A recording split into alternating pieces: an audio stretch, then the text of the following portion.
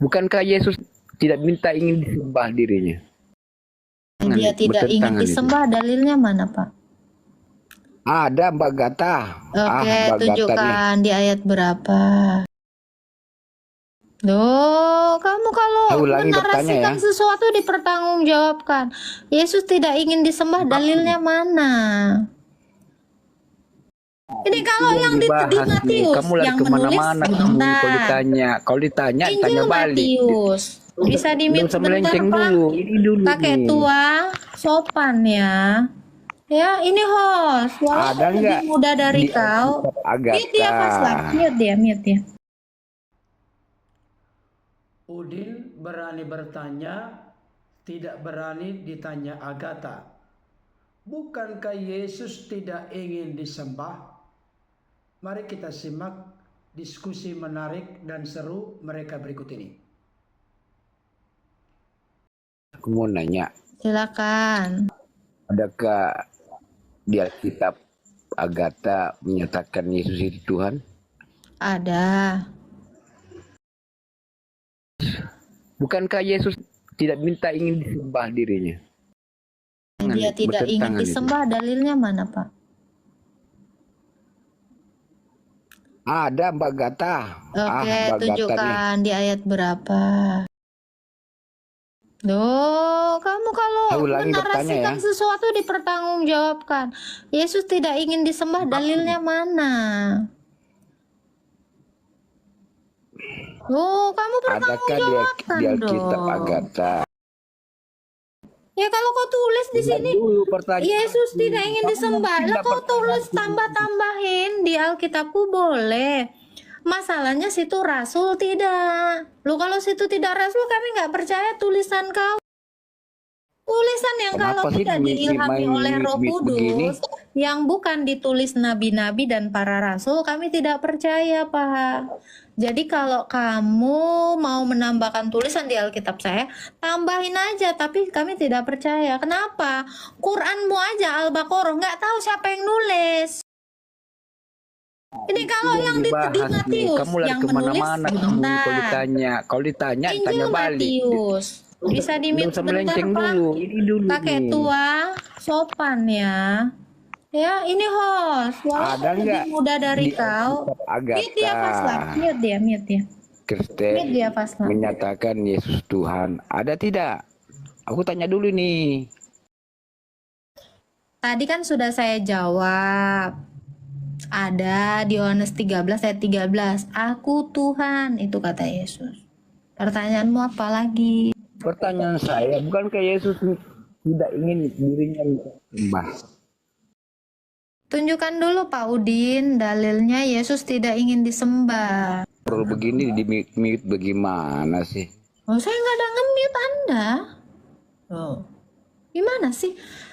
Di mana dalilnya Yesus tidak ingin disembah? Saya juga mau tahu itu ayatnya ada nggak? Loh, kalau nggak ada ayatnya apa yang mau diperdebatkan, Pak? Coba.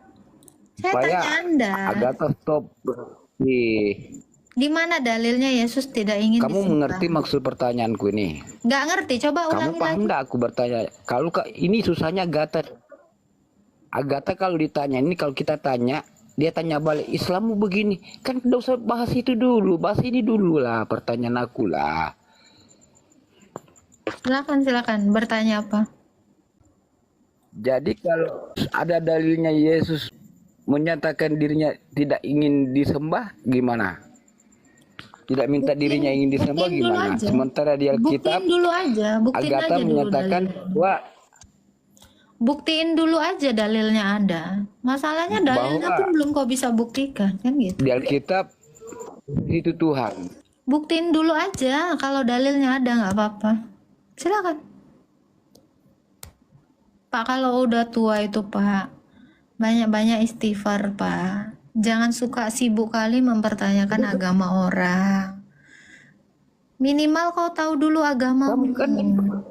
Gitu. Kan Anda ini udah tua ya. Tolong ya Pak ya.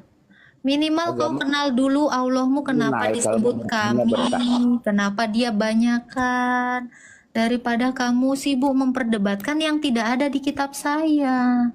Coba pertanyakan dulu, kenapa Allah mau menyebut kami? Ada kok.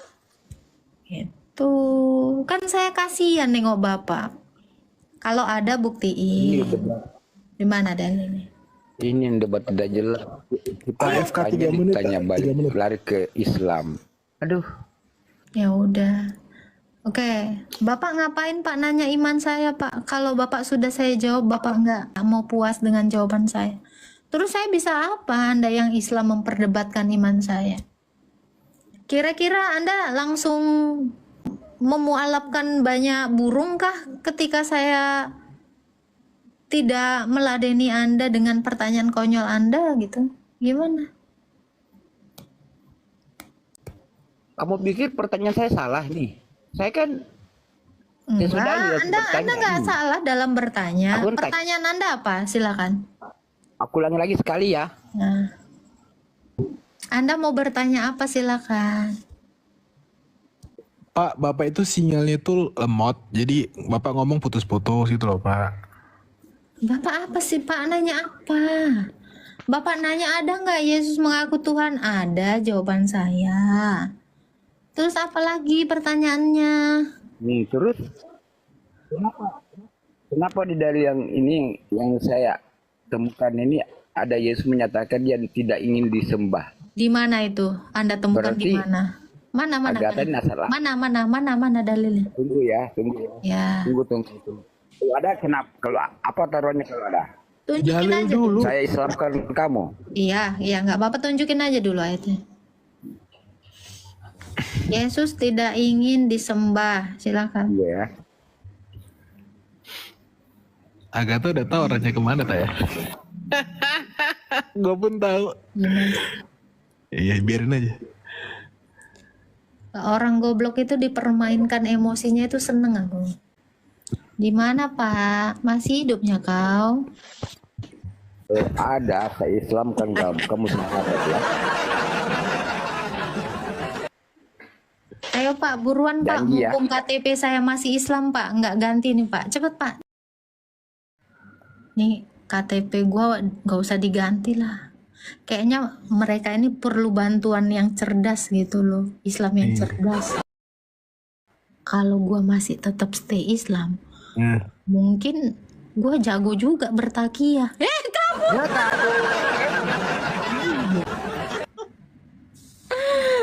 Anjir kabur, cuman kabur doang. Dia udah tahu itu. Pak, mending nyembah ini Pak, ini berhala Pak, mending nyembah ini Pak, asli Pak, bikin adem Pak. Adem, Pak itu. Iya, soalnya Anda nyembah Tuhan, tapi Anda panas mulu, mending nyembah ini Pak, batu. Ini nggak usah kau sujud-sujudin ya, sembah aja nih berhala, nih adem, bikin adem, lumayan serius Pak. Aura negatif lu langsung hilang Pak, mending nyembah ini Pak. Saran saya, daripada kau menyembah Tuhan tapi bikin panasan, mending nggak usah punya Tuhan. Enggak? Bener nggak Mas Lam? Yo, Lu nyembah Tuhan, nah aku punya Tuhan, tapi bawahnya panasan. Ya mending nyembah batu ini, bawahnya adem, dingin. adem. Panas. Gitu Pak. Mendingan Anda nggak usah punya Tuhan deh, bawaannya maruk aja. Ungkapan yang disampaikan oleh saudara kita Udin ini merupakan ungkapan yang sangat populer dan terkenal yang digaungkan oleh Ahmad Deedat almarhum dan Dr. Zakir Naik sebagai murid dari Ahmad Deedat, yang mana baik Ahmad Deedat semasa hidupnya dan Dr. Zakir Naik sering mengulang-ulang tantangan kepada seluruh orang Kristen. Tunjukkan di dalam Bible secara eksplisit tanpa ambigu di mana Yesus berkata, "Aku ini Tuhan, sembahlah aku." Oleh karena pernyataan dan tantangan ini begitu populer, begitu terkenal, maka apologet dan polemikus di luar Kristen sering memakai pernyataan dan tantangan yang sangat booming ini dan diarahkan kepada orang-orang Kristen. Seolah-olah orang Kristen tidak bisa memberikan jawaban yang jitu, objektif, dan bertitik tolak dari dasar dan fakta Alkitab. Saudara yang dikasihi oleh Tuhan, pertama-tama ingin saya tegaskan kepada kita, diceritakan secara eksplisit di dalam Alkitab yang memiliki ambisi, kesukaan dan kesenangan untuk minta disembah adalah iblis. Hal itu terlihat ketika iblis mencoba Yesus dengan membawanya ke gunung yang sangat tinggi dan memperlihatkan segala keindahan kemegahan dunia. Iblis pun memberikan tantangan kepada Yesus. Semua itu akan kuberikan kepadamu jikalau engkau sujud menyembah kepadaku. Yesus pun menjawab dengan sangat tegas, enyahlah iblis, sebab ada tertulis, engkau harus menyembah Tuhan Allahmu dan hanya kepada Dia sajalah engkau berbakti. Di dalam ayat-ayat sebelumnya telah dikatakan oleh Yesus, ada pula tertulis, janganlah engkau mencobai Tuhan Allahmu. Dalam konteks ini, Yesus sedang dicobai oleh iblis. Dengan kata lain, Yesus ingin mengatakan, aku yang ada di hadapanmu, jangan engkau cobai, sebab memang aku adalah Tuhan dan Allah. Dari ayat ini secara tersirat atau tersurat jelas terlihat, Yesus mengklaim dirinya sebagai Tuhan dan Allah. Tetapi pada pokoknya atau pada prinsipnya, yang selalu haus minta disembah adalah iblis. Saudara yang dikasihi oleh Tuhan, di dalam Alkitab secara eksplisit dan tegas dikatakan oleh Yesus bahwa Dia adalah Tuhan. Thomas pernah memberikan pengakuan setelah Yesus bangkit dari kematian, ya Tuhanku dan Allahku. Yesus sama sekali tidak menolak dan tidak memarahi, memprotes pernyataan Thomas di hadapan Yesus. Bahkan menerima itu sebagai sebuah kesaksian dan penyembahan dari Thomas kepada Yesus. Tadi saudara kita Udin membuat tantangan kepada Agatha. Bukankah Yesus tidak ingin disembah? Bukankah Yesus tidak minta ingin disembah? Maka Agatha pun memberikan tantangan balik. Tunjukkan data dan dalilnya dari Alkitab di mana Yesus menolak ketika ada orang menyembahnya. Tentu sampai kapanpun dinantikan dan ditunggu tidak akan menemukan ungkapan dalam Alkitab baik perjanjian lama maupun perjanjian baru di mana Yesus pernah satu kali pun menolak orang lain ketika mau menyembahnya. Bahkan saya tunjukkan kepada kita begitu banyak ayat-ayat di mana orang-orang yang berdekatan dengan Yesus sujud menyembah kepada Yesus dan Yesus menerima atau sama sekali tidak menolak penyembahan mereka. Matius 2 ayat 11. Orang-orang Majus datang dari timur. Mereka ketika berjumpa dengan anak itu bersama Maria ibunya, mereka sujud menyembah. Matius 8 ayat 2. Ini peristiwa setelah Yesus memulai pelayanannya. Maka datanglah seorang yang sakit kusta kepadanya, lalu sujud menyembah Dia dan berkata, Tuhan, jika Tuhan mau, Tuhan dapat mentahirkan aku. Orang kusta ini pun sujud menyembah Yesus. Dan pada akhirnya Yesus menjamah orang kusta ini sehingga tahir dari kustanya. Kalau Yesus tidak setuju dia disembah, maka Yesus akan menolak untuk menyembuhkan orang kusta ini. Matius 9 ayat 18. Sementara Yesus berbicara demikian kepada mereka, datanglah seorang kepala rumah ibadat, lalu menyembah dia dan berkata, anakku perempuan baru saja meninggal, tetapi datanglah dan letakkanlah tanganmu atasnya, maka ia akan hidup. Seorang kepala rumah ibadat datang kepada Yesus memohon supaya anaknya yang sudah mati atau meninggal dibangkitkan. Tapi terlebih dahulu dia sujud menyembah kepada Yesus. Yesus pada akhirnya membangkitkan anak dari kepala rumah ibadat ini. Kalau Yesus tidak setuju dia disembah, maka dia tidak akan membangkitkan anak kepala rumah ibadat ini. Matius 14 ayat 33. Ini peristiwa ketika Yesus berjalan di atas air mendatangi murid-muridnya.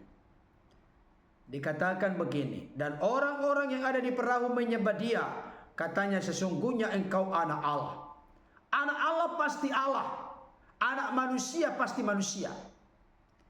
Jadi ketika murid-murid yang ada dalam perahu memberikan testimoni dan pengakuan, sesungguhnya engkau anak Allah, berarti mereka meyakini Yesus adalah Allah. Tetapi sebelumnya mereka menyembah dia. Para murid menyembah Yesus dan Yesus menerima penyembahan mereka. Matius 15 ayat 25. Tetapi perempuan itu mendekat dan menyembah dia sambil berkata, Tuhan tolonglah aku. Perempuan Syrophoenisia, perempuan Kanaan yang akhirnya percaya ini, dia datang memohon pertolongan kepada Yesus sebab anaknya perempuan kerasukan setan dan sangat menderita.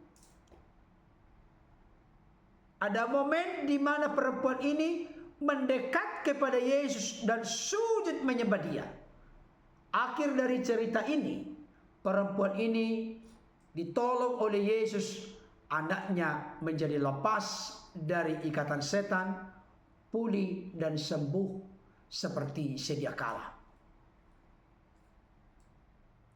Matius 28 ayat 17. Ketika melihat dia, mereka menyembahnya. Ini sudah masuk kepada peristiwa setelah Yesus bangkit dari kematian. Para murid menyembah dia dan Yesus tidak menolak penyembahannya. Ibrani 1 ayat 6. Dan ketika ia membawa pula anaknya yang sulung ke dunia, ia berkata, semua malaikat Allah harus menyembah dia. Semua malaikat Allah harus menyembah anaknya, menyembah Yesus Kristus. Malaikat yang manapun itu wajib harus menyembah Yesus. Itu ketentuan Allah Bapa, bahwa anaknya harus disembah, harus dihormati, sebagaimana malaikat menghormati Allah yang disapa dengan Bapa. Dan jangan lupa Filipi 2 ayat 9 sampai 11. Ada saat, masa dan waktunya setiap lutut akan bertekuk lutut, akan sujud menyembah, baik yang ada di atas, di bumi, di bawah bumi, kepada Yesus Kristus. Dan setiap lidah mengaku Yesus Kristus adalah Tuhan, bagi kemuliaan Allah Bapa. Jadi untuk Bapak Udin yang terhormat, jangan hanya berani bertanya, tetapi ketika ditanya akhirnya kelimpungan dan kebingungan, tidak siap untuk ditanya, hanya ngotot bertanya. Ketika ditanya balik langsung ngeles. Tetapi ingin saya tegaskan, Yesus itu Tuhan. Keluar dari mulut Yesus sendiri memberikan pengakuan bahwa dia benar-benar Tuhan. Yesus tidak pernah tidak ingin disembah. Yesus disembah oleh banyak orang dan Yesus menerima penyembahan mereka.